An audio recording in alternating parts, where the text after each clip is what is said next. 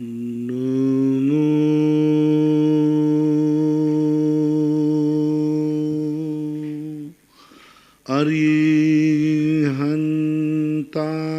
अरिहन्तार्णं नमो अरिहन्तार्णं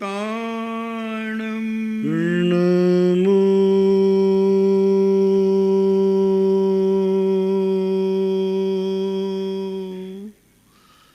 सिद्धार्णं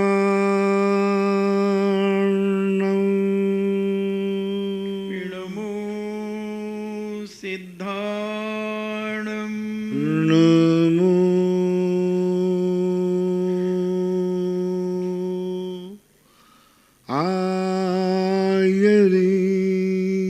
आयर्यार्णं नमो आयर्यार्णं नमो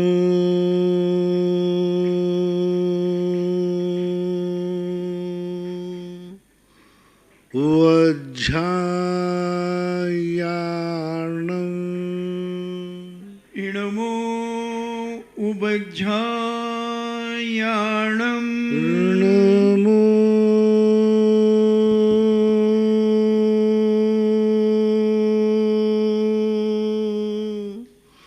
लोये सव्वसाहूर्णं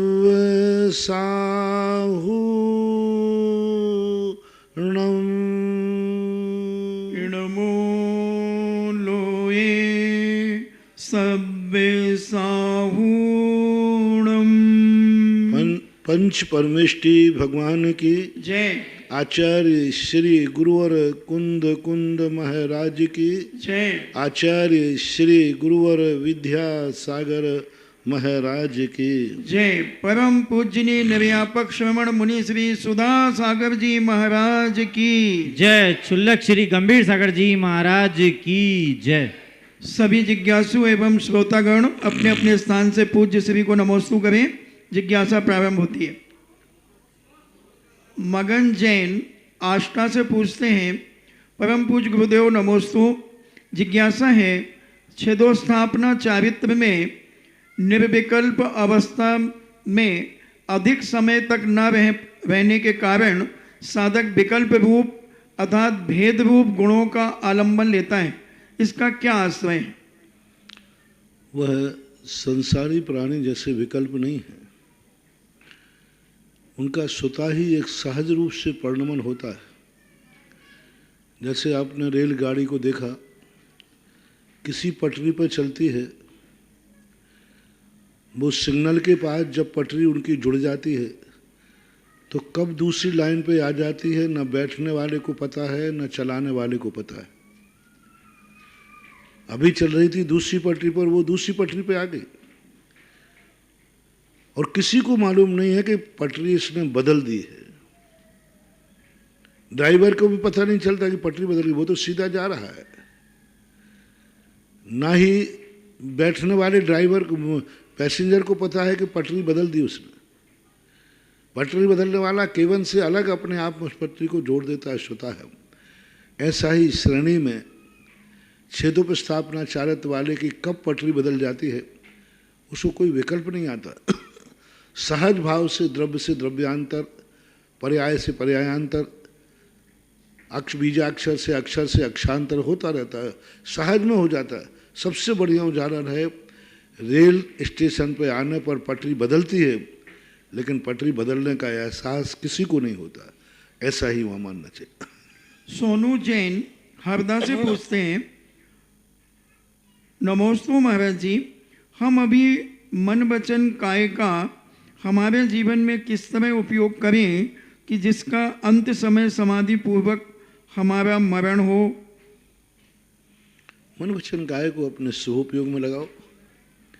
जितने जितने ज़्यादा हम सावध्य से निवृत्ति पाएंगे, आरंभ और परिग्रह, ये दो मन वचन काय को असमाधि की ओर ले जाते हैं। और आरंभ परिग्रह से जितनी जितनी हम निवृत्ति पाएंगे उतनी उतनी और हम समाधि की तरफ बढ़ेंगे। आरंभ और परिग्रह जैन दर्शन में आप देखना, दीक्षा का अर्थ कुछ नहीं, आरंभ और परिग्रह से रहित होना।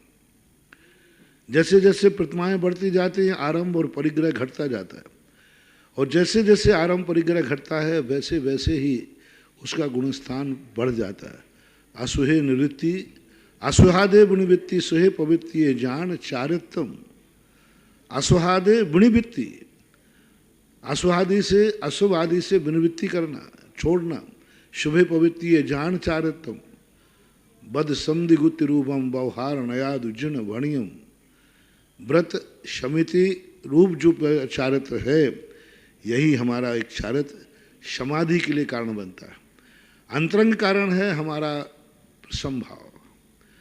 अंतरंग समाधि की एक साधना होती है जिसमें कहा जाता है प्रतिकूल परिस्थितियां होने पर मन को उत्तेजित नहीं होने देना, मन के लिए क्लेशित नहीं होने देना। प्रतिकूल परिस्थिति, जितनी जितनी प्रतिकूल परिस्थिति आती जाएंगी उतना उतना उसका समता भाव आता जाएगा। शांत भाव उस समय नहीं माना जाता जिस समय व्यक्ति कोई उसको गाली नहीं दे रहा हो। देखो भाई कितना शांत बैठा है, बोले क्यों बैठा है, बोले इस समय कोई गाली नहीं दे रहा है ना। ये शांत स्वभाव का लक्षण नहीं है।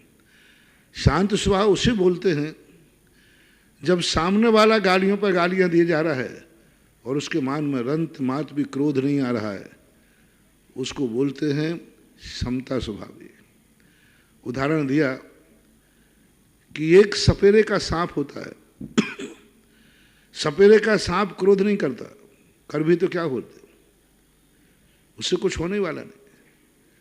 रामधारी सिंह दिनकर एक कवि हुए, उन्होंने एक बहुत अच्छा समाधि की तरफ या क्षमा भाव की तरफ जाने का एक बहुत है। क्षमा शोभिति उस भुजंग को जिसके पास गरल हो, उसको क्या जो दंतहीन विष रहित विनीत सरल हो। जिस सपेरे ने जिसके जहर के दांत निकाल लिए, उस सांप ने कहा जा मैं तुझे माफ करता हूं। क्या माफ कर दे, काट ले, तू माफ क्यों कर रहा है। उस भुजंग को जिसके पास गरल हो, जिसकी दाढ़ों में जहर भरा हुआ है, उस पर किसी ने पैर रख दिया और वो सर्प कोबरा कहता है जाओ मैं तुझे माफ करता हूं, तो वो वास्तविक क्षमा है। इसी प्रकार प्रतिकूल परिस्थितियां हमारे सामने आती हैं, हम उसका निराकरण कर सकते हैं, लेकिन फिर भी हम क्षमता भाव से सहन करते हैं। यही सबसे बड़ी समाधि की साधना है। अपने किए हुए कृत्य के ऊपर चिंतन करना कि सामने वाला जो हमारे साथ प्रतिकूल वातावरण बना रहा है, जो मेरा दुख आ रहा है, इसके संबंध में हम आकुल व्याकुल परिणाम नहीं करेंगे। यही समाधि की साधना। और आत्मा से साक्षात्कार क्या है और कैसे किया जाता है? आत्मा का साक्षात्कार का पहली साधना है पर का साक्षात्कार बंद करो। आत्मा से कोई साक्षात्कार नहीं है। आत्मा तो मैं खुद ही हूं ना, क्या साक्षात करूं, मैं खुद ही हूं, लेकिन मैं अभी पर की तरफ देख रहा हूं, इसलिए खुदा नहीं दिख रहा है, खुद ही नहीं दिख रही है। जिस दिन हम पर से निवृत्ति पालेंगे, मैं स्वयं अपने आप को देखने लग जाऊंगा। आत्मा का साक्षात्कार किया नहीं जाता, हो जाता है, अनुभव में आता है, अनुभव में आता है, ज्ञान में आने लग जाता है कि मैं एक शुद्ध स्वरूपी हूं। अभी इसलिए नहीं आ रहा है क्योंकि हमारी दृष्टि अभी पर की तरफ है, हम पर को ही महत्व दे रहे हैं। पर चला जाए तो मैं दुखी हो जाऊंगा, पर आ जाए तो मैं सुखी हो जाऊंगा। तुम्हें अपने ऊपर विश्वास ही नहीं कि मैं एक सुख का भंडार हूं। हर व्यक्ति अभी 24 घंटे, आप थोड़ा सा ध्यान देना अपनी जिंदगी को, तुम्हारा सुख जितना है सब पराधीन है, पराधीन है, तुम्हारी शांति पराधीन है। आप सुबह बिस्तर से उठते ही आप फ्रेश होने गए, वहाँ ब्रश टूटा हुआ पड़ा था, मंजन के लिए गए, ट्यूब में पेस्ट नहीं था, आपकी क्या हालत हो जाती? एक शब्द निकालो, सब मर गए रे क्या, सब कहाँ गए रे क्या? क्या अरे एक पुरुष ने सबको मार डाला। गाली गलौज, कितनी अशांति, सब में अशांति। कई लोग इतने अशांत होते हैं, एक बुरुश टूटा मिला, बड़ी शांति से उठे थे, फ्रेश उठे थे, लो एक बुरुश ने तुम्हारी सारी शांति भंग कर दी, तुम्हारे परिवार का प्रेम भंग कर दिया, आप इतने क्रोध में आ गए कि गाली गलौज पर उतर आए, इतनी अशांति कर दी। आपकी शांति की कीमत कितनी है? एक बुरुश। वो तुम्हारी शांति नहीं है, वो बुरुश ठीक था इसलिए ठीक था, बुरुश बिगड़ गया तो आपका थोबड़ा बिगड़ गया। 24 घंटे आप देखना, आपका सुख पर के अधीन है, पर वस्तु यदि सारी छीन लेवे तो आपसे बड़ा दुखी कोई नहीं है। और यही जैन दर्शन कहता है कि ध्यान में बैठ कर के तुम सब चीज़ों को छोड़ते जाओ, उसके बिना आप सुखी रह जाओ। साधु यही कराते हैं महावीर स्वामी साधु से। जिन जिन वस्तुओं के अभाव में संसार दुखी होता है, उन वस्तुओं को तुम छोड़कर सुखी होकर दिखाओ दुनिया में। महावीर का इंटरव्यू है। महावीर कहते हैं कि तुम मेरे शिष्य बनना चाहते हो तो जिन जिन वस्तुएं यदि संसारी प्राणी से छीन ली जाएं तो ये दुखी हो जाएगा, और वो सारी वस्तुएं तुम छोड़ दो और फिर भी तुम सुखी होकर दिखाओ तो जैन धर्म समझ में आ जाएगा। यही साक्षात्कार है। महेंद्र जैन इंदौर से पूछते हैं, गुरुवर नमोस्तु। गुरुवर, कभी कभी हम अपने साथ और नज़दीक रहने वालों की भावनाओं को नहीं समझ पाते और दूर रहने वालों की मीठी मीठी बातों में फंस जाते हैं। महाराज जी, प्रशंसा का रसगुल्ला इतना मीठा क्यों होता है? प्रशंसा का रसगुल्ला मीठा नहीं होता है, तुम रसना इंद्री के गुलाम होते हो। रसगुल्ला तो जैसा था सभी के रसगुल्ले एक से ही होते हैं, चाहे कोई प्रशंसा का खिलाए चाहे निंदा का खिलाए, रसगुल्ला तो रसगुल्ला है। रसना इंद्री के वशीभूत हो जाने से तुम ध्यान नहीं दे पाते हो कि खिलाने वाला कौन है। बच्चा ये नहीं देख पाता ये चॉकलेट कौन दे रहा है, इसलिए तो उसको कैटनप कर लेते, अपहरण कर लेते हैं। पापा भी चॉकलेट दे रहे थे, एक अपहरण करने वाले ने चॉकलेट दिखाई, उस चॉकलेट के पीछे चला जाएगा, उसका अपहरण हो जाता है। अब बच्चा माँ चॉकलेट को जानता है, वो ये नहीं देख पा रहा है ये चॉकलेट कौन दिखा रहा है, इसको तो मैं जानते ही नहीं है, अपरिचित है। अपरिचित व्यक्ति चॉकलेट दे रहा है, इसका अर्थ है खतरा है। लेकिन बालक है, वो पापा दे या पापी दे, अपना दे या दुश्मन दे, उसको तो चॉकलेट से मतलब है, उस बच्चे का अपहरण हो जाता है। ऐसे ही आप लोग कोई बड़े बच्चे हैं, दुनिया आपको जो चॉकलेट दिखाती है, आपने रसगुल्ला का उदाहरण दिया, आप ये नहीं समझ पाए प्रशंसा कौन कर रहा है। प्रशंसा कौन कर रहा है? जो प्रशंसा कर रहा है ये तो मेरा कोई है ही नहीं, फिर भी मेरी प्रशंसा कर रहा है, कोई दाल में काला है। आप नहीं समझ पाए। आप तो बच्चों जैसे उस तरफ चले गए कि ये मुझे आकर्षित कर रहा है, ये मुझे कोई वस्तु दिखा रहा है, आपको वो ठग लेता है। यदि आप ये कहें कि वस्तु नहीं, हम सबसे पहले वस्तु देने वाले को देखेंगे ये कौन है, तब आपका काम सही हो जाएगा। कुंदन जैन कोटा से पूछते हैं, नमोस्तु महाराज जी, परम उपकारी गुरुदेव बारंबार नमोस्तु। मेरी जिज्ञासा है कि परिवार में कोई व्यक्ति अंतर्जातीय विवाह कर रहा हो, हमारा उस अंतर्जाति में जाने का त्याग है, तो शादी के कार्ड में भी हमने नाम आदि नहीं लिखवाया, मगर हमारे रिश्तेदार ऐसा बोलते हैं कि क्या ये फालतू के नियम लेके रखे हैं, आंखों में पट्टी बंदी है, ऐसा तो सिर्फ फिर जैन डॉक्टर से ही इलाज कराओ, सब्जी भी जैन से खरीदो, आदि आदि इस प्रकार के व्यंग्य करते हैं महाराज जी, तो हम उन्हें क्या समाधान दें? अंतर्जाति शब्द आप गलत प्रयोग कर रहे हैं। बहुत बार प्रश्न आता है अंतर्जाति और विजाति। अंतर्जाति में विवाह करने में आपत्ति नहीं है। अंतर्जाति का अर्थ होता है जैन टू जैन, दिगंबर टू दिगंबर, बस इतना ही देखा जाता है। जैसे खंडेलवाल है, बगेरवाल है, परवार है, गोलापुरब है, जयसवाल है, पल्लीवाल है, ये कहलाती अंतर्जाति।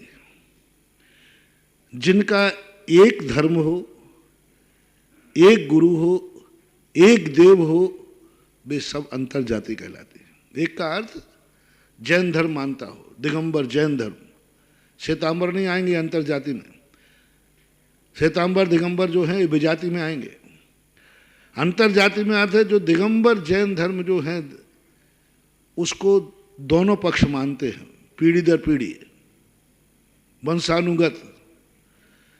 गुरु निर्ग्रंथ गुरु को ही गुरु मानते हैं पीढ़ी दर पीढ़ी। सात को नवोकार मंत्री, उनका मंत्र पीढ़ी दर पीढ़ी। ये सब मानने वाली अंतर जाति कहलाती, उपजातियां कहलाती हैं। जैसे मैंने कहा खंडेलवाल, बघेलवाल, पोरवाल, पल्लीवाल, ये आदि आदि जो कहलाते हैं। अब विजाति को हो, आप विजाति का त्याग किया आपने। विजाति कहलाती है विधर्मी, जिनका धर्म भिन्न है, जिनके भगवान भिन्न हैं, जिनके गुरु भिन्न हैं, जिनका मंत्र भिन्न है, जिनका मोक्ष मार्ग भिन्न है, जिनके आचार विचार बिल्कुल भिन्न हैं, उनको बोलते विजाति। तो विजाति विवाह के साथ उनको ये कहना कि यदि आप कहते हो कि विवाह विजाति से मत करो, करने में कोई बाधा नहीं, सब्जी तो विजाति से लाते हो, दूध भी तो विजाति से लाते हो, तो उनको तो अच्छा सब जवाब देना कि अपनी वसीयत भी विजाति को लिख देना। फिर तुम क्यों करते हो कि मेरी माँ यही है, मेरे पिता यही हैं? किसी को भी दे दो, ये तुम्हारा ही बेटा है, तुम्हारे खून का बेटा है। बेटा तो किसी का भी हो सकता है, कोई भी बेटे को वसीयत लिख दो ना, क्या फर्क पड़ता है?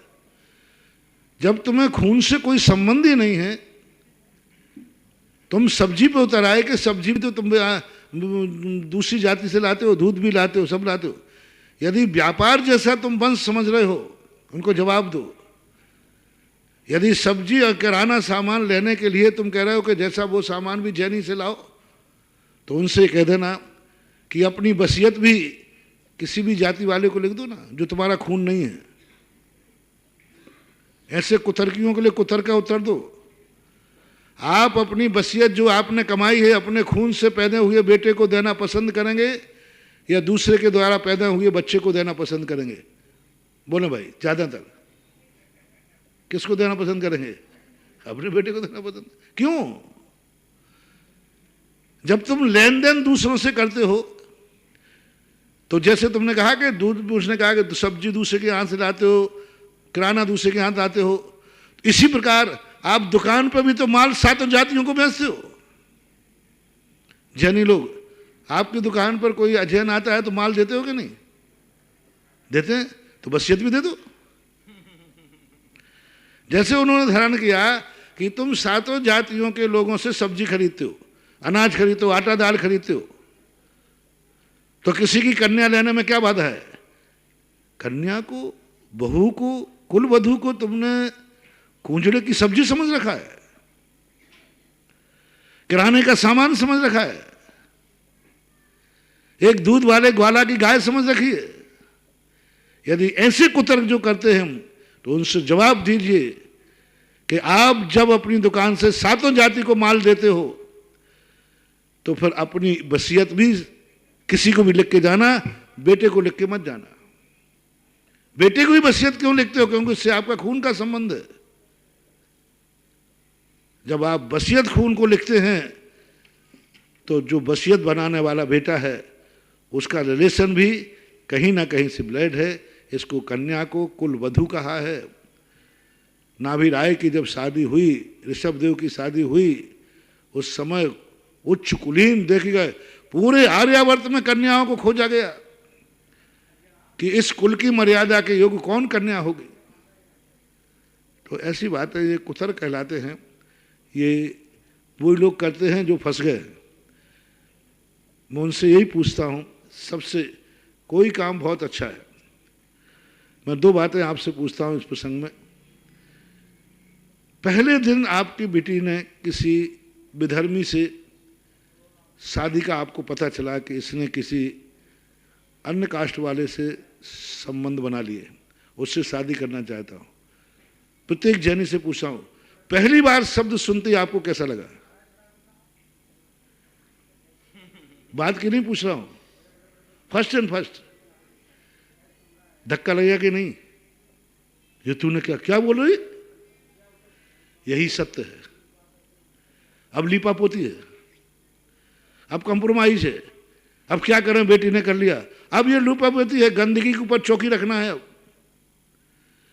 पहला शब्द आपने जब सुना कि आपके बेटे ने किसी अदर से शादी का प्रस्ताव रख लिया है और आपको पहले समय पड़ा, वो पहले समय का झटका बताओ क्या था? आपके होश उड़ गए थे एकदम। बस वही सत्य है, बाद में लीपापोती है।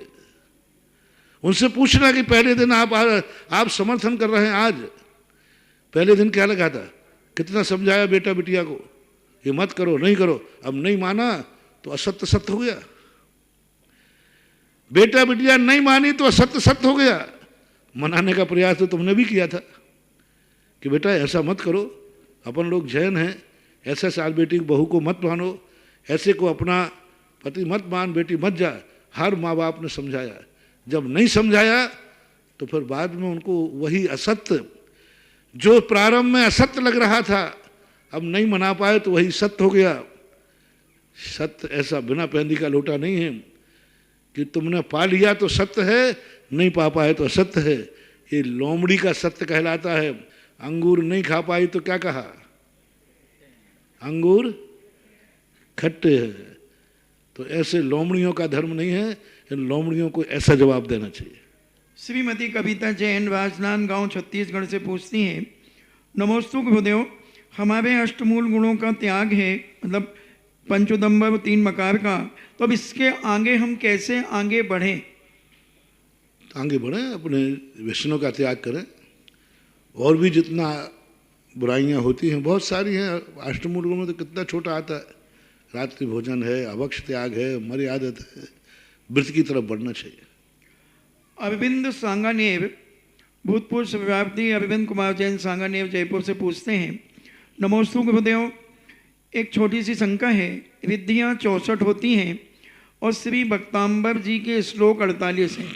कुछ श्लोक का अर्थ और उनके नीचे दिए गई रिद्धि मंत्र का अर्थ अलग अलग प्रतीत होता है। जैसे उद्भूत भीषण 45वां श्लोक बीमारी दूर करने में समर्थ है, परंतु उसकी रिद्धि का मंत्र अंजलि में आया हुआ कड़वा भोजन अमृत जैसा हो जाए, ऐसी शक्ति प्राप्त हो जाए। इस प्रकार श्लोक में परिवर्तन समझ नहीं पाए। कितनी बढ़िया रिद्धि है, औषधि रिद्धि हो गई ना। उद्भूत भीषण जलोधर भार भुगना सोच्याम दशाम उपगता च्युत जीविता तदपाद पंकज अर्जो मृत दिग्देहा मृत्या भवंती मकरध्वज तुल्य रूपा। ये औषधि हो गई ना बीमारी के लिए।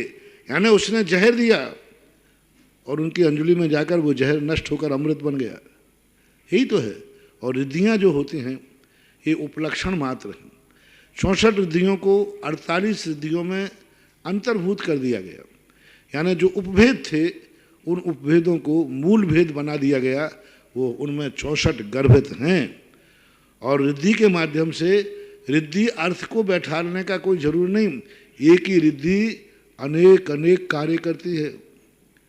मात्र उसका जो नाम है वही नहीं, उसके और भी अनेक अनेक कार्य होते हैं, ऐसा मानना चाहिए। सौम्या जैन गंज बौसा से पूछती हैं, नमोस्तु महाराज जी, मरण के 3 दिन तक हम लोग शुद्धि में धर्म आदि अशुद्धि में धर्म आदि ग्रंथ नहीं पढ़ते, तो क्या उस सूतक में हम मोबाइल से पढ़ सकते हैं, पाठ आदि कर सकते हैं? मोबाइल तो तुम्हारा भगवान जाने क्या है, वो शास्त्र तो है नहीं। क्योंकि मोबाइल में अकेला शास्त्र है कि और भी आड़म ताड़म है, हैं? उसमें तो पता नहीं क्या क्या भरा है। इसलिए उससे पढ़ने में कोई वैसे व्यक्ति बाधा नहीं होना चाहिए। और वो शास्त्र है ही नहीं, वो तो एक ठीक है, जैसे दूर से टंगी हुई वस्तु अपन को नमोकार मंत्र दिखाए तो हम छू नहीं रहे, लेकिन आंखों से तो देखने में आ रहा है। इसलिए मोबाइल के संबंध में तो नहीं कह सकता। शास्त्र नहीं छूना चाहिए। जिसमें मात्र शास्त्र ही है, अन्य चीज नहीं है, वह शास्त्र कहलाता है। सुखचंद जैन गोटे गांव से पूछते हैं, मेरे आराध्य गुरुवर के चरणों में मेरा बारंबार नमोस्तु। गुरुवर, मेरी जिज्ञासा ये है कि क्षमा क्या है, क्षमा कब तक देनी चाहिए, वो क्षमा देने की कोई सीमा होती है क्या? क्या कभी कभी हमें क्षमा करते करते क्रोध भी आ जाता है?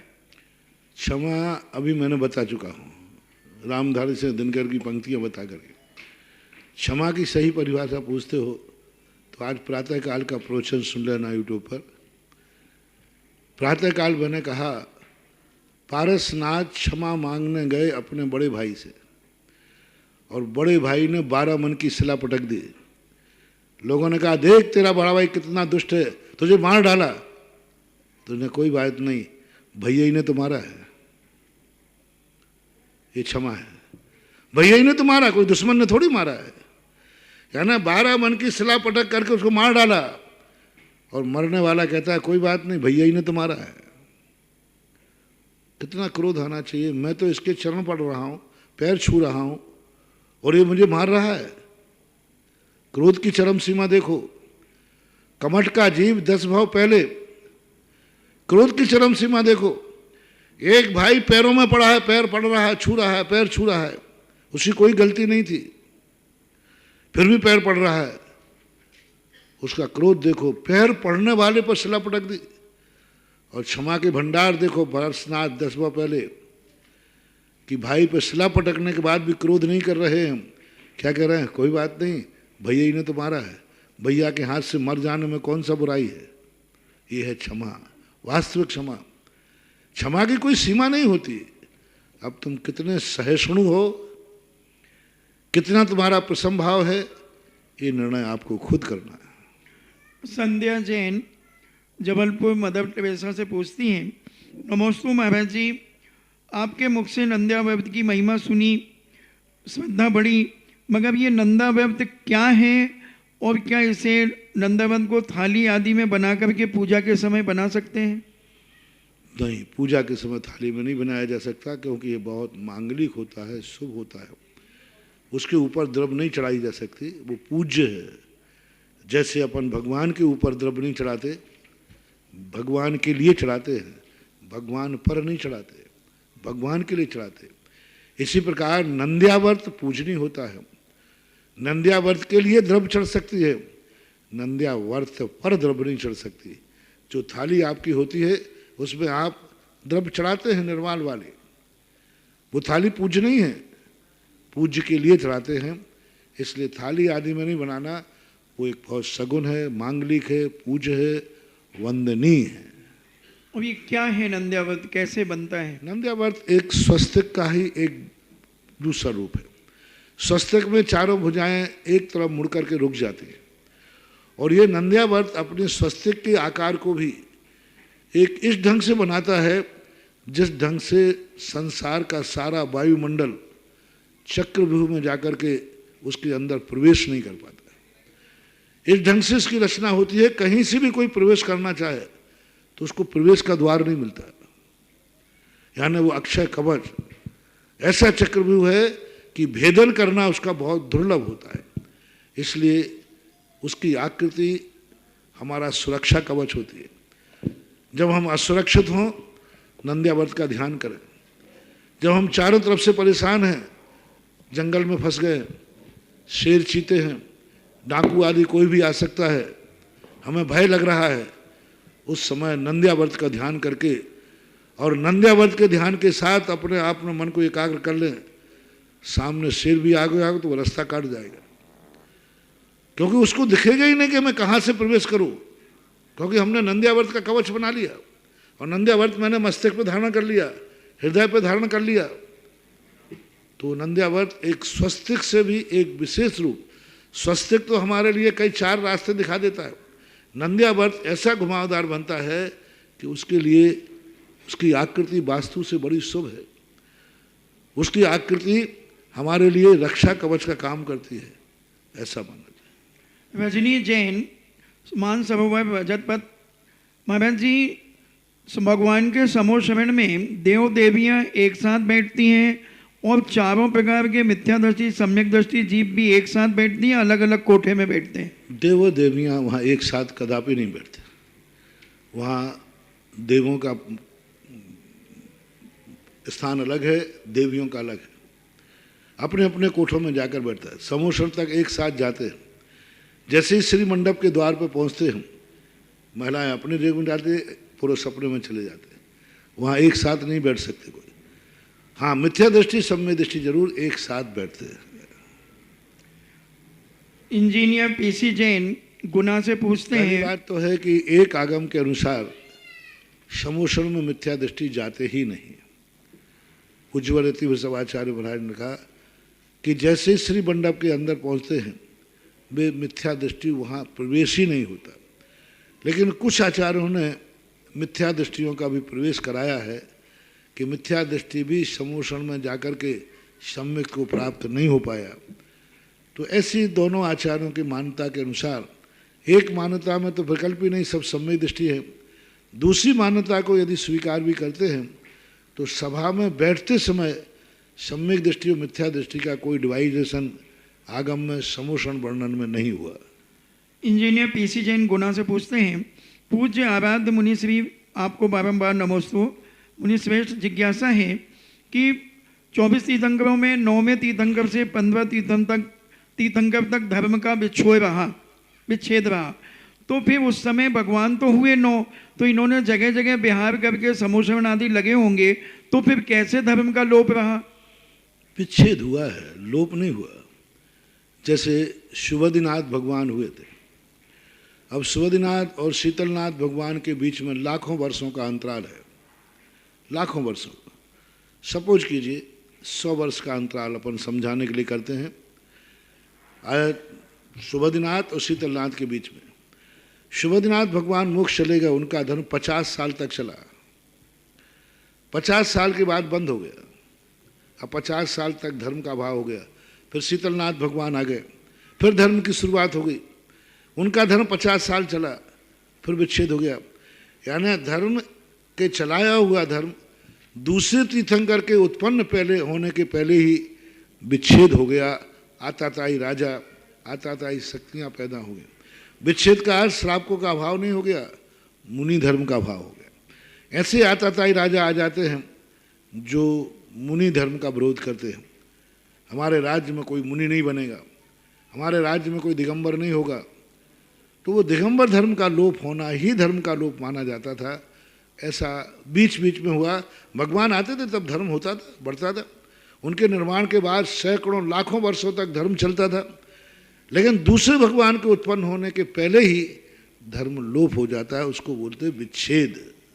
कमलेश जैन मित्तल झिलाई से पूछते हैं, पूज्य गुरुवर के चरणों में कोटि कोटि नमोस्तु।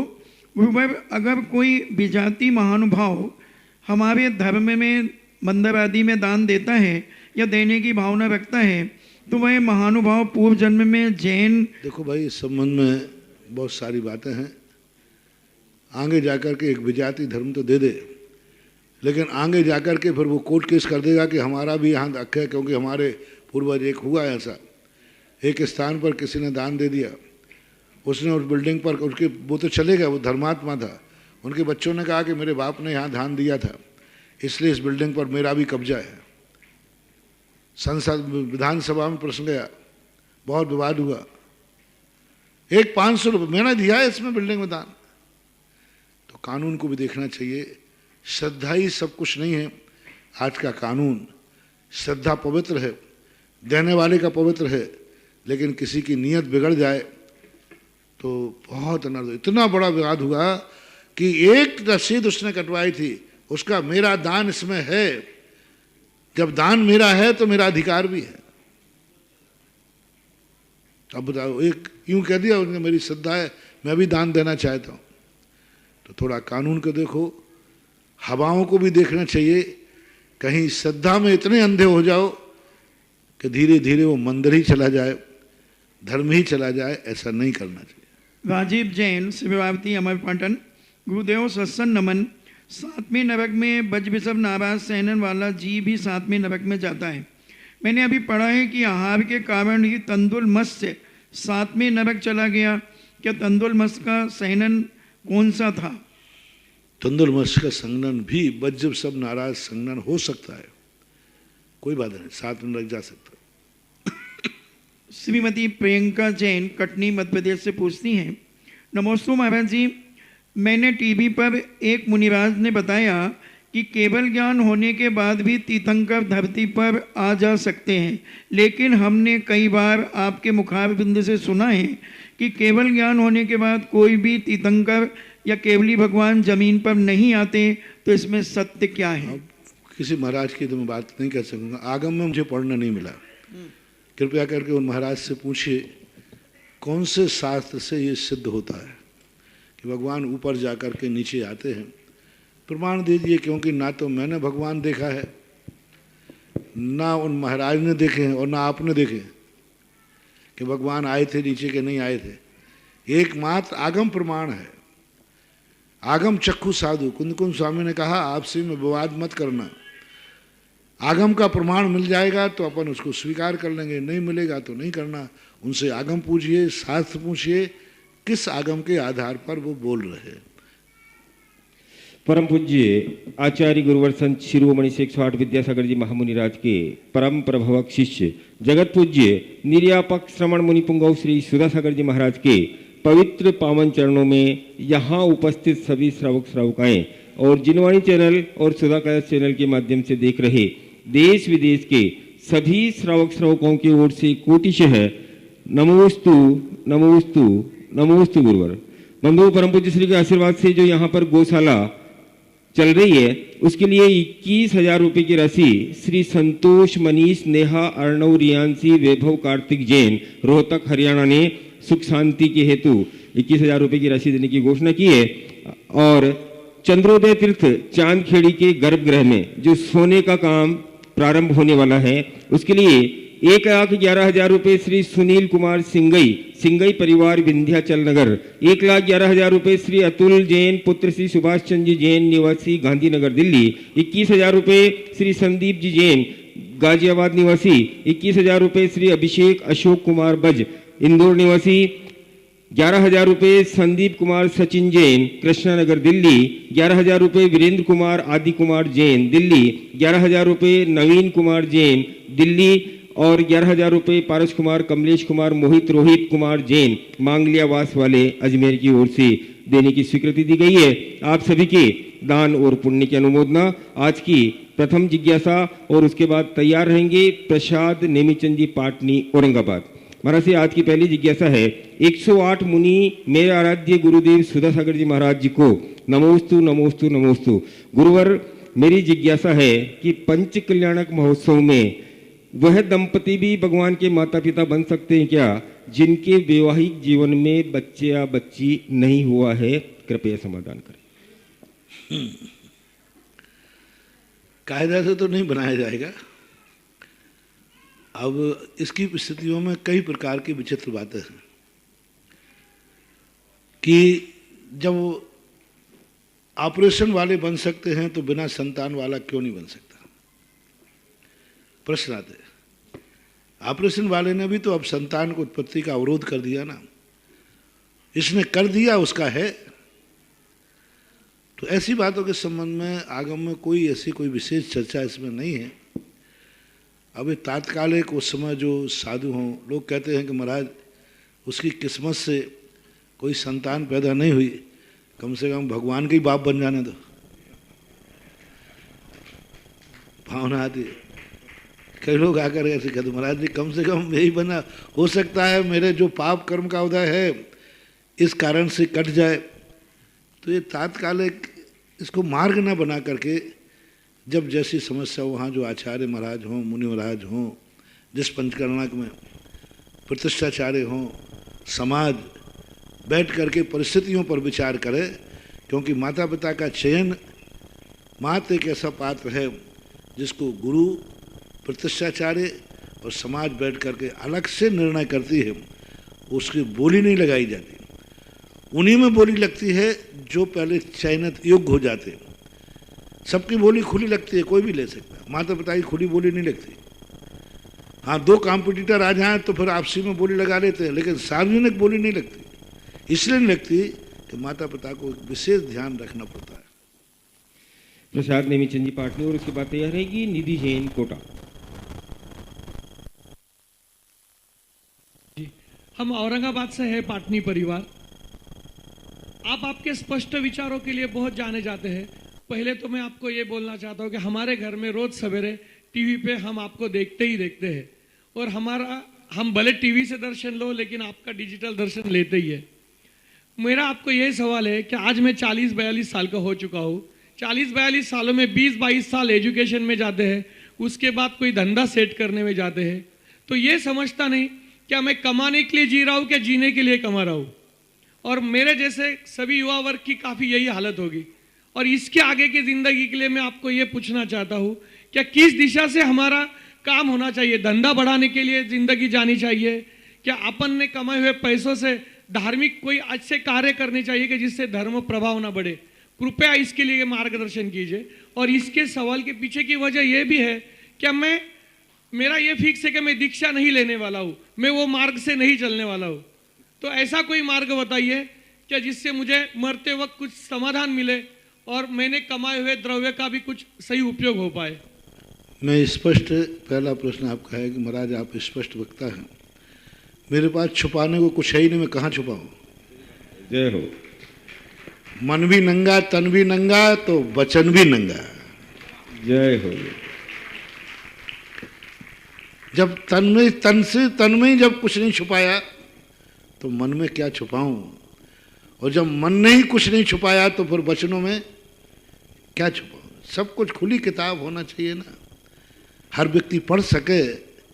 साधु वही है जिस साधु को हर पन्ना जब जो पढ़ना चाहे वह पन्ना खुला हुआ मिलना चाहिए, पढ़ सके कि साधु के इस पन्ने पे क्या लिखा है, देख सके कि साधु की जिंदगी के इस पन्ने पर क्या लिखा है, साधु की आंखों में क्या लिखा है, साधु के कानों में क्या लिखा है, साधु के मुख में क्या लिखा है, साधु के कदम कदम पर क्या लिखा है।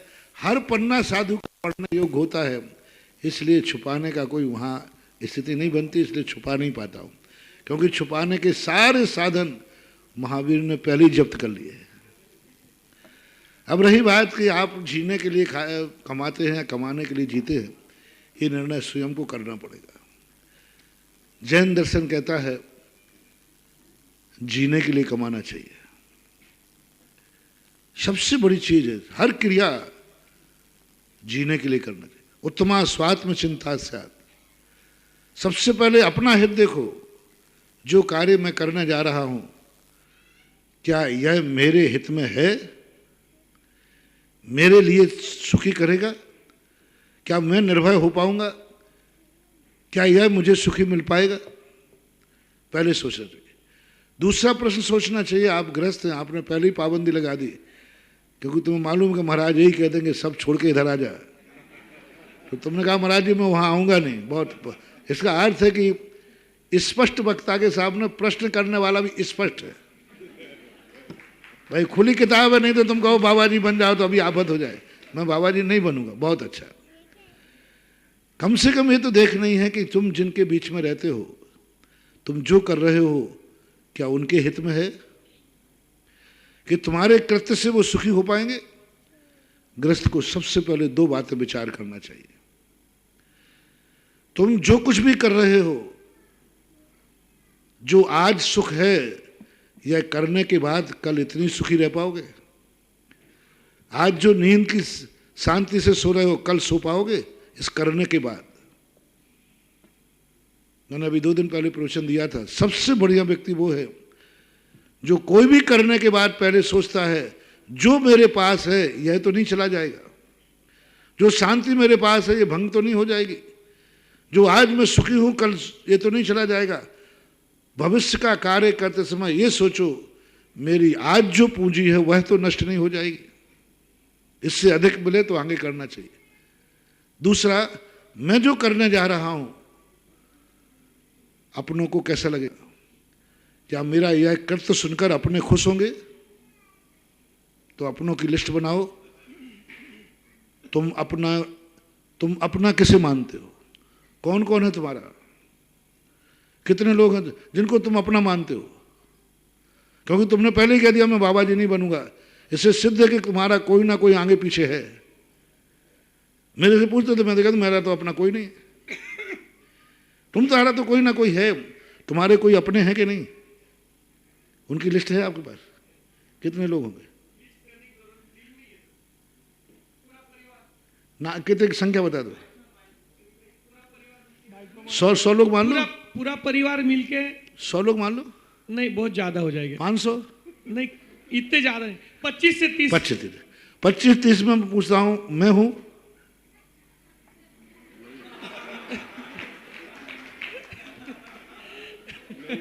स्पष्ट जवाब दूंगा। मैंने कहा कि अपने, तुम्हारे अपनों की लिस्ट बनाओ, अपने कितने हैं? भगवान का है उसमें नाम तुम्हारा भगवान है अब है, पहले नहीं था। मेरे अपनों की, इसलिए मैंने बहुत पेचीदा प्रश्न किया कि अपनों की लिस्ट बनाओ पहले, जिसके प्रति तुम ये कह सको ये मेरा है। इससे सारी दुनिया की जनता है, एक 7-8 अरब की जनता है, कितनों के साथ तुम मेरा शब्द लगा सकते हो? मेरा शब्द कितनों के साथ लगा सकते हो? देश के साथ लगा सकते हो? ये मेरा देश है, फिर लगाऊंगा ही। भारत देश किसका है? मेरा है। मेरा देश है। चलो, अब कोई ऐसा कार्य मत करना जो भारत देश के खिलाफ हो, कभी भी नहीं। अब भगवान के सामने गए, जिनेंद्र भगवान है तुम्हारा कि नहीं है? करते समय सोचना कि मेरे कृत्य से भगवान को अच्छा लगेगा कि बुरा। अब तू मेरा और बता दो, मैं तेरा हूं कि नहीं है? हाँ, आप मेरे ही है। बस अपनों की लिस्ट में मुझे नंबर, मैं किसी को ऐतराज नहीं करता, मैं उसी से नाराज होता हूं जिसकी लिस्ट में मेरा लिखा रहता है महाराज भी मेरा है। यदि मेरे को ऐतराज, यदि तुम लिख दो महाराज आप मेरे नहीं, मैं आपसे कभी बोलूंगा नहीं, तुम कुछ भी कर लेना, कुछ भी कर लेना, आप बिल्कुल मेरे सामने शराब की बोतल पी लेना, मैं नहीं बोलूंगा। मैंने इतने पूछूंगा मैं कौन हूं तेरा, तो तुम कोई नहीं हो, तो मैंने कहा पिया। और जैसे उसने कहा आप मेरे गुरु हैं, मैं एक झापड़ दूंगा, फेंक बोतल। ऐसा ही गुरु होना। नमस्ते गुरु। तो सबसे पहले अपनी लिस्ट बनाना होती है कि मेरे कितने हैं, कितनों को अपना मानते हो। बस कार्य करते समय सोचो कि मेरा किया हुआ कार्य अपनों को दुखी तो नहीं कर देगा, अपनों को शर्मिंदा तो नहीं कर देगा। क्या मेरा यह कार्य सुनकर मेरे माँ बाप खुश होंगे? क्या मेरा यह कार्य सुनकर मेरे गुरु खुश होंगे? क्या मेरा यह कार्य सुनकर भगवान को प्रसन्नता होगी? क्या मेरा यह कार्य सुनकर राष्ट्र गौरव महसूस करेगा? वह सब कार्य तुम कर सकते हो। अपने को और अपनों को दुखी मत करना, वह कार्य वर्जित है। जिस कार्य से स्वयं और अपने लोग खुश हो गए, वह सब कार्य तुम कर सकते हो, कोई वर्जित नहीं है। और फिर यदि तुम्हें अपने मन की करना तो फिर अपनों की लिस्ट अलग कर देना, और आज मैं अकेला हूं, अब बताओ क्या करना है, तो फिर तुम्हें बहुत अच्छी तरह बना दूं, क्योंकि मैं खुद जानता हूं। अगली जिज्ञासा निधि जैन कोटा। महाराज जी यहाँ से बड़े बाबा के दर्शन के लिए जा रहे हैं हमने मावर। माइक ले लो। नमोस्तु गुरुवर, नमोस्तु नमोस्तु नमोस्तु।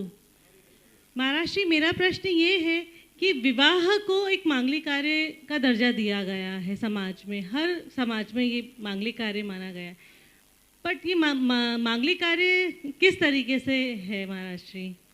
मैंने अभी कहा ना, जिस चीज में तुम्हें सुख नजर आता है, जिस चीज में तुम्हें सहारा नजर आता है, जिस बीच में तुम्हारा भविष्य सुरक्षित नजर आता है, वह सब कार्य मांगलिक हैं। दो मांगलिक होते, एक पारलौकिक और एक लौकिक। लौकिक मांगलिक में आप शादी विवाह क्यों कर रहे हैं? दुख के लिए या सुख के लिए? महाराज जी दुख और सुख तो साथ ही चलता है। नहीं, आप बताएं, आप गृहस्थ हैं, आप लोग शादी करते हैं अपने बच्चों की सुख के लिए या दुख के लिए?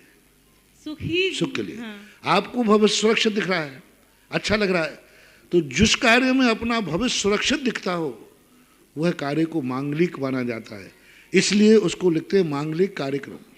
इसलिए तो हमने चक्रवर्ती भाई की बात की, जब तुम्हारी दृष्टि में वो मांगलिक कार्यक्रम है तो मंगल आत्मा के सामने ही होना चाहिए, अमंगल के लिए नहीं होना चाहिए। तो मंगल के लौकिक रूप हैं।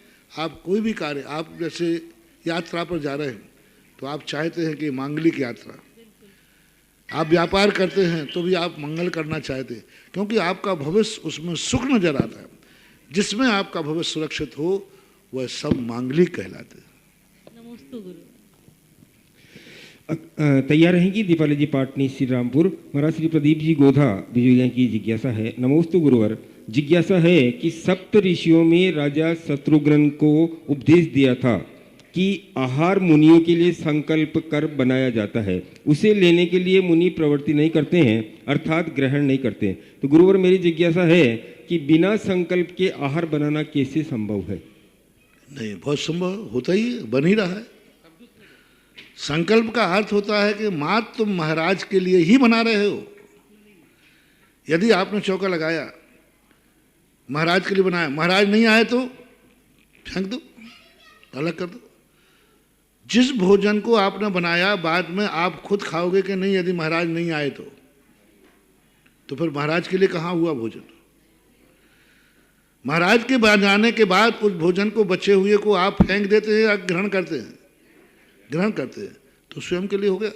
वो प्रसंग ऐसा था कि उन्होंने सीधा कह दिया कि महाराज आप भोजन करके जाइए, यानी निमंत्रण हो गया, भोजन करिए। तो इस प्रकार का जो निमंत्रण है उसके लिए उन्होंने मना किया।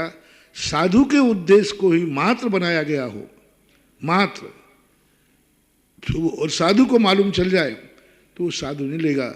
ग्रस्त तो सदा बनाते समय भावना भाता है कि मैं जो बना रहा हूं पहले महाराज को दूंगा, आपकी तरफ से दोष नहीं है। साधु को मालूम चल जाए कि महाराज ये मैंने आपके लिए ही बनाया है, फिर हम नहीं ले सकते। शत्रुघ्न ने वहां कह दिया था कि हम आपके लिए आहार की तैयारी करवाते हैं, अब नहीं ले सकते। आपकी भावना है, आप रखिए। आप साधु का भावना करेंगे, हर श्रावक करता है कि जो मैं बना रहा हूं पहले महाराज को दूंगा, मेरे भावना है। महाराज के उद्देश्य से भी बना लेता है। लेकिन यदि तुमने ये कह दिया महाराज जी मैंने ये आपके लिए बनाया और आप ही नहीं ले रहे, बस अब साधु नहीं लेगा। यदि लेता है तो उसको महादोष कहलाता है। तो बचा हुआ सामान या साधु ना आने पर आप गृहस्थ लोग उस भोजन को ग्रहण करते हैं, इसलिए वो उद्दिष्ट की दोष में नहीं आएगा। वहाँ प्रसंग अलग है जो शत्रुघ्न ने किया था। दीपाली जी पाटनी के श्री रामपुर। महाराज श्री नमोस्तु नमोस्तु नमोस्तु। महाराज जी मेरा प्रश्न यह है कि हम लोग रात्रि भोजन का त्याग तो करते हैं, किंतु कभी कभी शाम में भोजन न होने के कारण हम रात्रि में फलाहार करते हैं, सेंगदाने खाते हैं, खिचड़ी खाते हैं, तो इसमें हमें रात्रि भोजन का दोष लगता है या उससे कम लगता है? शास्त्रों के अनुसार तो चारों प्रकार के अन्न जल का त्याग करने का प्रावधान है, कुछ भी नहीं खा सकते। लेकिन something is better than nothing. नहीं करने की अपेक्षा तो कुछ करें, नाना मामा की अपेक्षा काना मामा, ठीक है। वो कहता पूरा तो नहीं छोड़ सकता, तो कम से कम शकरा, दाल, रोटी आदि छोड़ देना चाहिए, अन्न की बनी वस्तु। क्यों? हिंसा दोनों में है। रोटी दाल रोटी में साथ में सबसे ज़्यादा जीव हिंसा होगी। फल में कम होती है, दूध में कम होगी, मिठाई में कम होगी। सबसे ज़्यादा रात्रि में बिजली का कीड़ा आके गिरेगा दाल में। वहीं फल रखा है उस पर नहीं बैठ गिरेगा, वहीं मावा रखा है उस पर नहीं गिरेगा, सीधा आके दाल में गिरेगा, सीधा आके रोटी में गिरेगा। इसलिए सबसे ज़्यादा हिंसा होती है अन्न की बनी हुई वस्तु में। जैसे आपने खिचड़ी कही, खिचड़ी नहीं खा सकता, वो सबसे ज़्यादा हिंसा है। जैसे किसी व्यक्ति ने कहा महाराज आलू और अंडे में से दो में से एक छोड़ सकता हूँ, कायदा से दोनों ही छोड़ना चाहिए, कायदा से। लेकिन उसने शर्त लगा दी साहब मैं दो में से एक छोड़ूंगा, तो क्या छुड़वाऊं? तो फिर महाराज आपने आलू का प्रावधान कर दिया, प्रावधान नहीं किया है। अब वो दो में से एक छोड़ रहा तो अंडा छोड़ दीजिए। अब उसने पहले ही कह दिया महाराज मैं फलाहार और अन्न दो में से एक छोड़ दूंगा, तो ग्राहक को जाने मत दो। और शर्त लगा छोड़ तो दूंगा आपके पास, लेकिन एक छोड़ूंगा, तो फिर मैं कहूंगा अन्न की वस्तु का त्याग कर देना। ये आपकी शर्त लगाने के बाद, क्योंकि दुकान से ग्राहक खाली हाथ लौट जाए अब शगुन कहलाता है। इसलिए त्याग करने वाला आया, चल भाई कुछ तो त्याग कर, कुछ तो किया कम से कम। तो ये एक मजबूरी है, आपकी कंडीशन के अनुसार हुआ। आगम में कोई छूट नहीं है, लेकिन फिर भी छोड़ता है तो जितना छोड़ा उतना अच्छा। लेकिन उसमें खिचड़ी नहीं आएगी रात में, अन्न की वस्तु दाल चावल साबूदाना भी नहीं, वो नहीं खा सकते, वो नहीं खा सकते आप। अन्न की वस्तु, सब चीज़ें अन्न की वस्तुएं हैं, इनको नहीं लेना। अब वो जो आप ड्राई फ्रूट वगैरह होते हैं वो भी मजबूरी में लिया करो, शौक से मत लिया करो, ऐसा। तैयार रहेंगी मधु जी जैन टोंक। गुरुवर के चरणों में सुशील गदिया नसीराबाद का बारंबार नमोस्तु। गुरुदेव, 2 महीने बाद होली का त्यौहार आने वाला है। इस त्यौहार पर लाखों टन लकड़ी जला दी जाती है। इससे पर्यावरण के साथ साथ प्रदूषण का भी काफी नुकसान होता है। अगर लकड़ी के बजाय गाय के गोबर के उपले या गो काष्ठ का उपयोग करते हैं तो पर्यावरण व वृक्षों को बचाने में काफी मदद मिलेगी। इसी प्रकार गो काष्ठ से दाह संस्कार करने से भी पर्यावरण को बचाने में काफी मदद मिल सकती है। एक उपक्रम चला है, क्योंकि आज लकड़ियों का बहुत बड़ी स्थिति विकट हो रही है। पेड़ों की गोबर से लकड़ियाँ बनाना, बहुत सारे स्थानों पर अर्थी के समय भी गोबर की लकड़ियों का प्रयोग किया जा रहा है। अब आप लोगों की दृष्टि से वह उचित अनुचित आप लोग देखें, क्योंकि इस संबंध में ज़्यादा डीप में मैं नहीं गया हूँ, क्योंकि लकड़ी और गोबर से बनी हुई लकड़ी में क्या रूप है, किस रूप में है, उसके लिए मैं अभी इस संबंध में कुछ बोल नहीं पाऊँगा। इतना पक्का है कि गोबर से बनी हुई लकड़ी पर हम लोग आहार नहीं ले पाएंगे। उन कंडों पर रखा हुआ भोजन हम लोग ग्रहण नहीं करते, क्योंकि आखिर मल तो मल ही है। लेकिन पर्यावरण की दृष्टि से देखा जाए तो ये बहुत अच्छा है, पर्यावरण की दृष्टि से, कि लकड़ी जितनी आज उपलब्ध हो रही है वो बहुत कम हो रही है। इसलिए इस प्रकार का उपलों के द्वारा अथवा गोबर से लकड़ी बनाई जा रही है। हर गौशाला के अंदर यदि ये बनता है, अच्छा है। बड़ी बड़ी गौशालाएं हैं, इनमें ये कार्य किया जा सकता है और इससे बहुत बड़े लाभ भी हैं सामाजिक और पर्यावरण की दृष्टि से। मधु जी जैन के बाद तैयार रहेंगे अतुल जी जैन दिल्ली। नमोस्तु महाराज जी, नमोस्तु महाराज जी, नमोस्तु महाराज जी। महाराज जी, मेरी जिज्ञासा का समाधान करो। मैं पारसनाथ जी के मंदिर जाती हूँ तो मेरे को पारसनाथ जी के दर्शन और उनकी मणि दिखती है तो मैं मंदिर ही नहीं जाती, डर के मारे। पारसनाथ भगवान के मंदिर जाते हैं तो सांप की मणि दिखती है तो डर के मारे हम नहीं जाते, ऐसा दर्शन करते समय दिखता है। नहीं, डरा मत करो, मणि तो देखना अच्छी है, पर निकालना मत वो मणि। और दिखती है तो बहुत अच्छी है, कोई दोष नहीं, कोई बात नहीं। तो डर लगता है बहुत वहाँ पे जाएगा। डरना नहीं चाहिए, अपने भगवान से क्या डरना। और ये भगवान के धरणन पद्मावती के रूप में दिखते हैं तो ये तो भगत हैं, ये नुकसान नहीं पहुंचाते। तो कुछ उपाय हो इसका? हैं? दिखते हैं तो कुछ उपाय वगैरह हो? उपाय क्या हो, उनमें डरो भी मत कि वो हमें उससे डरने की बात ही नहीं। डरावे तो डरो, वो अपना कुछ बिगाड़ेंगे नहीं तो फिर डरने की क्या जरूरत पड़ी। पहले तो क्या है, घर पे जैसे सुबह के टाइम दिखती थी, जैसे उठते हैं ना 5:30 बजे, तो मंदिर की तैयारी में एकदम से दिखती थी, फिर मंदिर जाना। कोई डरने की जरूरत नहीं, डरो मत बस। अतुल जी जैन दिल्ली। गुरुवर के चरणों में बारंबार नमोस्तु, कोटि से नमोस्तु। गुरुवर, मैंने गुरु चुनने में बहुत समय लगाया, अत्यधिक समय लगाया, फिर कहीं जा कर के पूज्य गुरुवर श्री सुधासागर जी महाराज की तस्वीर को हृदय के अंदर उतारा। अब समस्या ये आती है कि कई बार दीक्षा का भाव करता हूँ, मैं ग्रस्त हूँ, लेकिन दीक्षा का भाव जब करता हूँ तो मुझे एक बात का बहुत बड़ा दुख होता है कि मैं अपने गुरु को नहीं छोड़ सकता। गुरु को अगर नहीं छोड़ सकता और ग्रस्त को गुरु दीक्षा नहीं दे सकते तो कृपया मेरी समस्या का समाधान करें। जब गुरु है तो छोड़ने की जरूरत क्या, और गुरु नहीं है, उसके प्रति तुम्हारी अश्रद्धा घट गई है, तो फिर गुरु कैसा। गुरु तो है तो गुरु रहेगा ही, उसको छोड़ना नहीं चाहिए। लेकिन जब तुम्हारे गुरु के प्रति श्रद्धा नहीं है, उससे दीक्षा लेने का भाव नहीं है, इसका अर्थ है तुमने गुरु में कोई खोट देख ली है, तो ऐसे गुरु को गुरु मानना ही नहीं चाहिए, छोड़ देना चाहिए। गुरु कोई जीवन भर का कॉन्ट्रैक्ट नहीं है। गुरु जब गुरु के रूप में है तो जीवन भर का क्या, भवांतरों तक भी है। लेकिन यदि गुरु गुरुत्व से च्युत हो चुका है तो उस गुरु को हम छोड़ सकते हैं, कोई बात नहीं। यदि वो गुरु पद पे है तो फिर छोड़ने की जरूरत नहीं। रही बात दीक्षा आदि की, दीक्षा कोई ऐसी नहीं है। जिस अवस्था में आप लोग हो, इस अवस्था में हमारे यहाँ एक कहा, कानून के खिलाफ आप दीक्षा नहीं ले सकते। वृद्ध राज्यातिक्रम, आप परिवार के साथ हैं। आज के युग में कानून है कि आप परिवार को असहाय छोड़ के दीक्षा नहीं ले सकते। क्योंकि आपके बच्चे हैं, आपका परिवार है, आपकी पत्नियां हैं, इनको असहाय नहीं छोड़ सकते आप। उनकी सहमति, उनकी पूरी व्यवस्था, उनकी ज़िंदगी का पूरा भरोसा दिला करके आप जा सकते हैं, क्योंकि आप अपराध कर चुके हैं तो सज़ा से फरार नहीं हो सकते। आप जेल से जब भी निकल सकते हो जब जेलर निकाले, फरार होकर निकलोगे तो फिर मामला गड़बड़ है।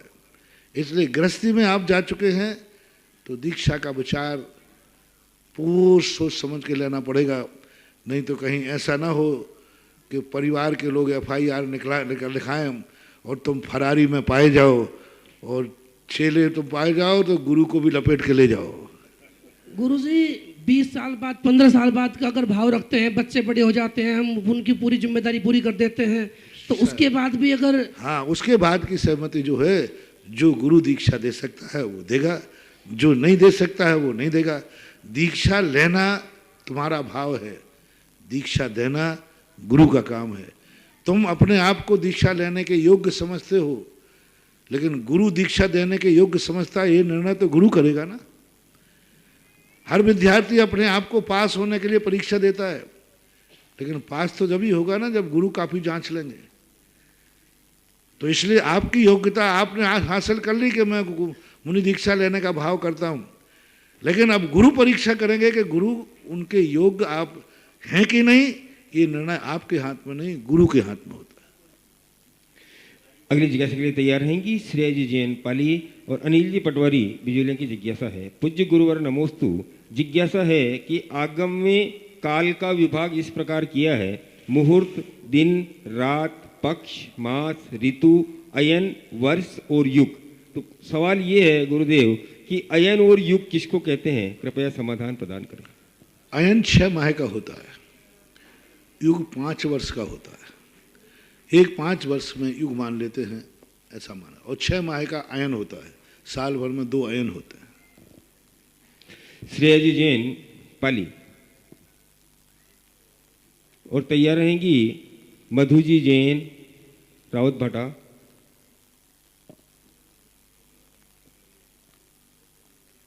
श्रेया जी जैन नहीं है क्या? माइक दे दो भाई, मधु जी जैन को दे दो। हाँ, मधु जी जैन आप जिज्ञासा करें और तैयार रहेंगी रचिता बगड़ा।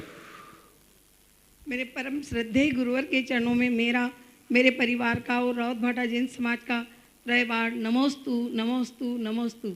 गुरुवर, मेरे मन में ये जिज्ञासा है कि संयम, त्याग और दान, इनमें क्या अंतर है और ये जीव किस निमित्त से या उपादान से इनको धारण कर सकते?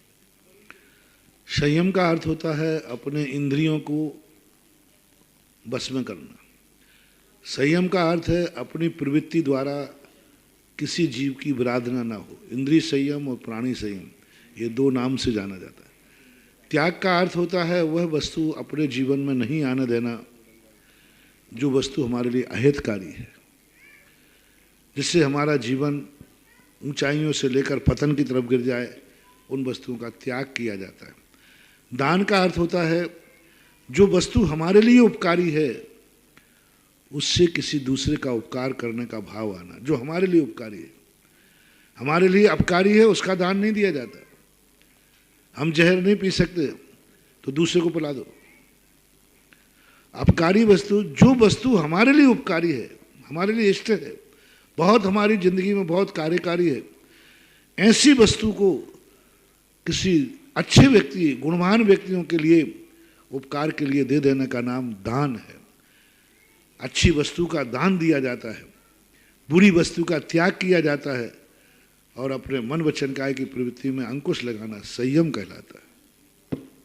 रक्षिता बगड़ा और उसके बाद तैयार रहेंगे दिल्ली से जो आप लोग आए हुए हैं। नमोस्तु महाराज जी। महाराज जी, गोत्रबंध जीवन में एक बार होता है, तो जो मलेच्छ खंड की कन्याएं होती हैं वो नीची गोत्र की होती हैं और उनका विवाह उच्च गोत्री चक्रवर्ती से होता है, तो वो बंध किस प्रकार होता होगा? बंध तो निरंतर चलता है गोत्र का।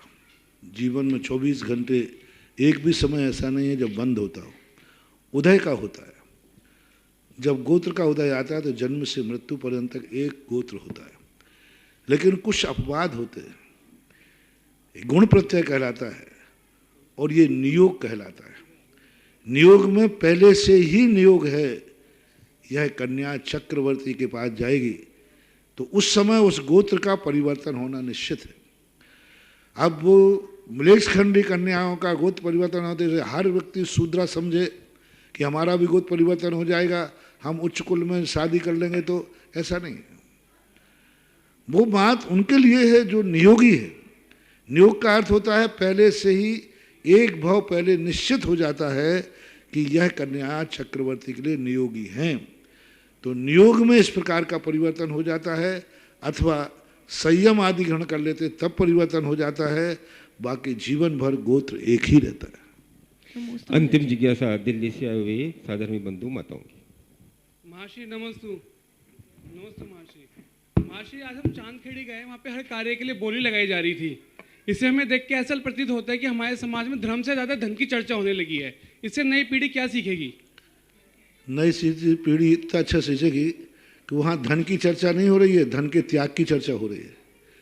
जो तुम पाप के लिए, यानी आप हर चीज़ में बाजार में जाते हो, बिना धन के कोई चीज़ नहीं मिलती। माँ धर्म फोकट में करना चाहते हो, माँ हर चीज़ बाजार में कहीं भी जाएंगे पग पर, और हर कार्य के लिए तुम्हारे पास धन है। कहीं आपने किसी बाजार में किसी से नहीं कहा कि हर चीज़ धन से मिलती है। ये धन नहीं लिया जा रहा है, तुम्हें पाप से बचाया जा रहा है। क्योंकि वो धन तुम किसी ना किसी पाप में खर्च करोगे। आज व्यक्ति के पास हर चीज़ के लिए धन है, हर चीज़ के लिए धन है, मात्र नहीं है धर्म के लिए। धर्म में जैसी त्याग की बात आएगी, धर्म पैसों में बिकने लगा। धर्म, आज की युवा पीढ़ी यदि ज्ञानी शिक्षित होगी तो सबसे पहले वो कहेगी कि मैं धर्म बिना दान के नहीं करूंगा, बिना धन के नहीं करूंगा, क्योंकि आज अर्थ का युग है।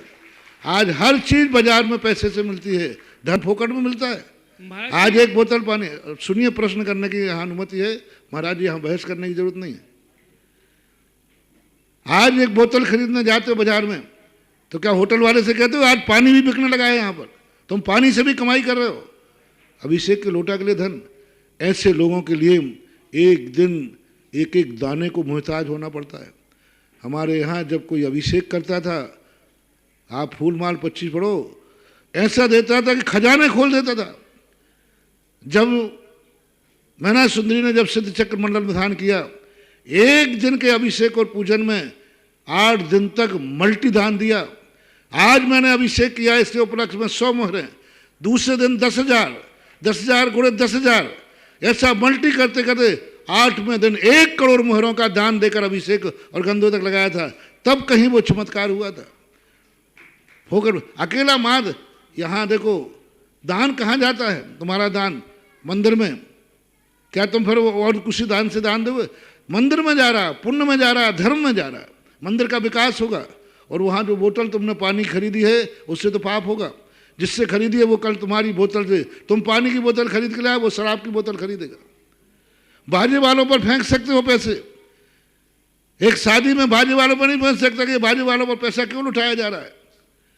एक एक, और वो भी बाजार से नई गिट्टी आएगी, बैंक से नई गिट्टी आएगी, 1000 की 1200 में आएगी, क्योंकि बाजे वालों पर फेंकना है।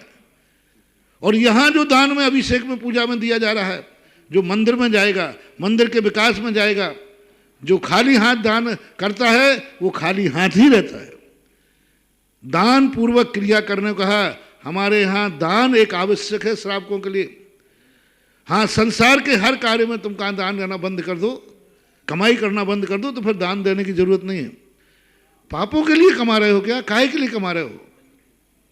रही बात गरीब और अमीर की, तो कोई गरीब नहीं है, पापों के लिए पैसा है, दुनिया भर के पैसों के लिए पैसा है, मात्र धर्म के लिए पैसा नहीं है।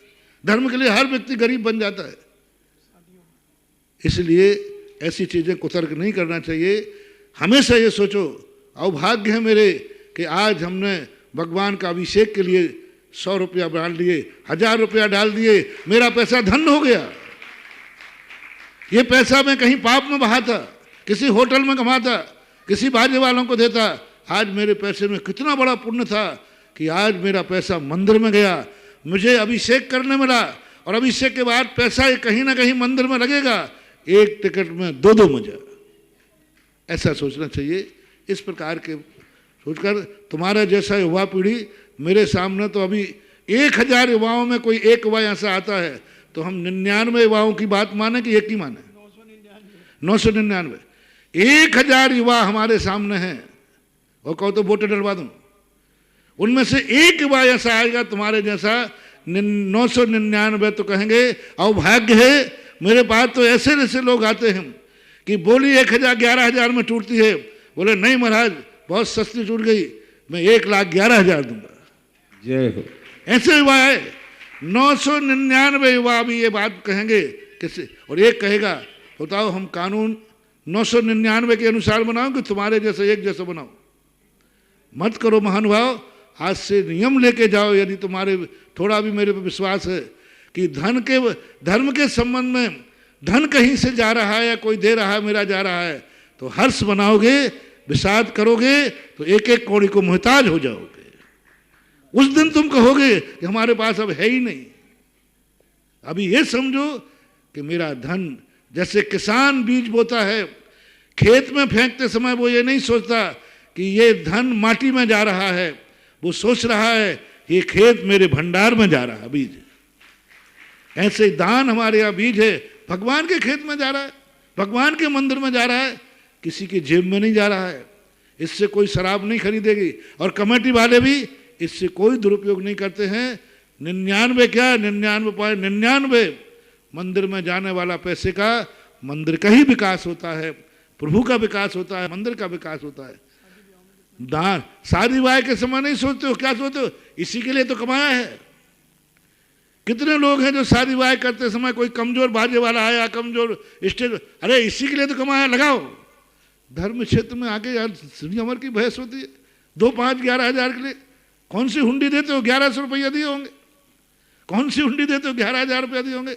पान खा के थूक देते हैं रे सड़क पे इतने लोग, इसलिए मंदिरों का विकास नहीं हो रहा है। मैं यही सोचता था, एक होटल आज एक व्यक्ति ने बनाई थी, दूसरे साल दूसरी होटल बन गई, 3 होटल बन गई। मंदिर की धर्मशालाएं ज्यों की तो, मंदिर में आज कबूतर बोल रहे हैं, क्यों? फोकटिया आते हैं ना, अभिषेक किया और चले गए। कैसे बन गए मंदिर? आज होटलें मंदिरों से भी अच्छी बन रही हैं और आज मंदिर होटलों से भी गए बीती बन रहे हैं।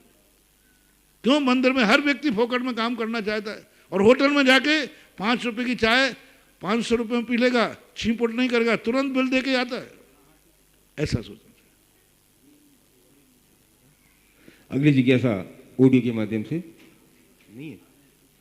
अगली जिज्ञासा है अतिशय जैन, महावीर नगर, कोटा से। महाराज श्री के चरणों में त्रिबार नमोस्तु।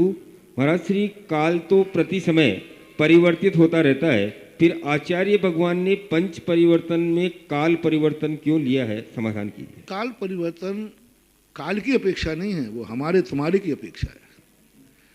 हमारे जीवन का काल परिवर्तन जो होता रहता है उस अपेक्षा, घड़ी में तो 12 प्रतिदिन बजते हैं, घड़ी के कांटे तो फिक्स हैं, लेकिन किस समय हमने क्या किया है वो हमारी अपेक्षा से काल परिवर्तन है। काल तो परिवर्तन होता रहता है। आज की जिज्ञासा समाधान का समय यहीं समाप्त होता है। बोलिए परम पूज्य निर्यापक समन मुनि पुंगव श्री सुधासागर जी महाराज की जय। समस्त